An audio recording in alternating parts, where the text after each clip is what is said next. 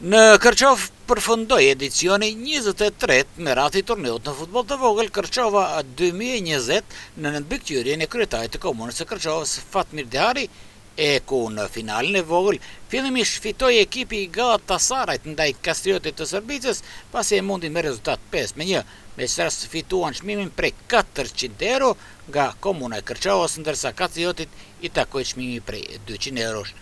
Vendi i pari takoi ekipit të Vllaznisë, e cila në finalen kryesore mundi ekipin e Shqiponjës nga Aranjilli me rezultat 5-2, e ku fitoi çmimin prej 1500 euro, ndërsa për vendin e dytë çmimi ishte 700 euro.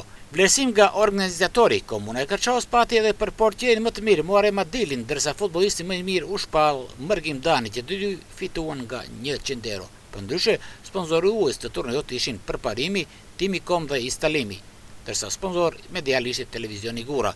Të gjitha detyrat nga shitja e biletave, komuna vendosi që t'i shpëndaj për bamirësi.